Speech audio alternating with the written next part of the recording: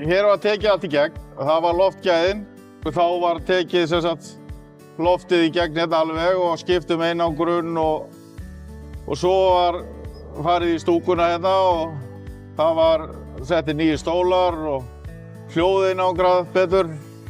Svo er komið klifurveggur. Hann kom núna í vetur. Þannig að þetta er bara orðið eðalkofi. Þetta er bara mikil hátíð í sjálfu sér, bara fyrir Brekkubæjarskóla og Akranes.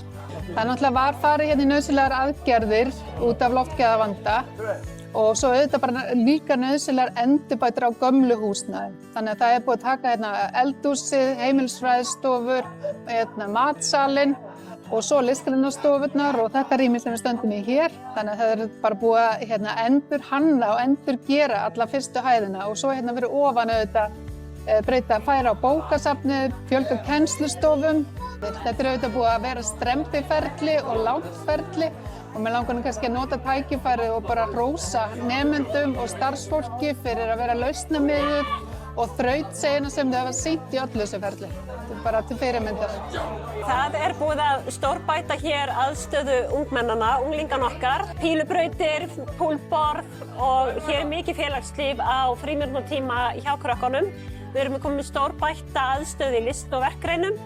Við erum komið glæsilega nýja stoðþjónustu, glæsilega tólmenntastofu, fjölga kennslurýmum, nýtt bókasafn, aðstöðu fyrir starfsfólk.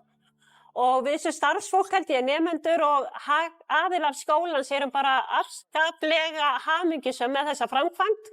Hún hefur reitt helling á starfsfólk og nemendur á þessum tíma en við erum glöð í dag og fögnum þessum áfanga verulega. Frábært að fólk hafi gert sér ferð af því að það er nú ekkert alltaf sem að skólarnir eru opnir og svona til sýnis.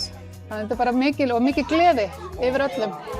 Hérna var skrifstofa skólans þegar ég var hérna í skóla fyrir löngu síðan. Mér finnst þetta góðir staðir fyrir safnið, miðsvæðis í skólanum og mjög bjart og fallegt. Þannig að mér fundist þetta heppnast vel. Það var svona lagt mikið í umhverfið hér og búið að sérsmíða hérna innréttingar. Það voru keypt húsgögn hérna inn sem að henta starfseminni. Krakkarnir sækja mjög mikið hingað inn. Unglingarnir sækja hingað inn til þess að slappa af í frímínútum, til þess að læra.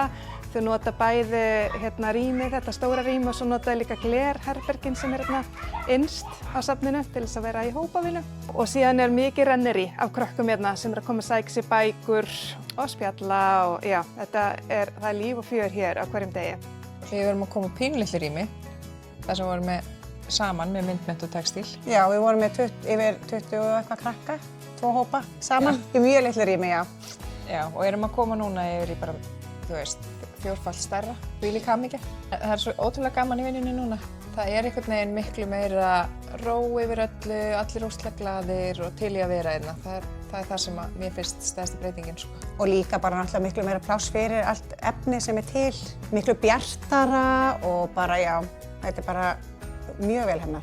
Í textilmennt erum við að vinna með, allavega unglingarnir eru að vinna í endurnýtingu á fötum. Við erum að fara í búkollu og þeir fá að velja sér fatnað sem þau vilja breyta og gera eitthvað við. Og svo erum við líka að gera hérna úr gömlum gallabuxum frá búkollu tölvutöskur sem eru utan tölvurnar sem þau fá frá skólanum.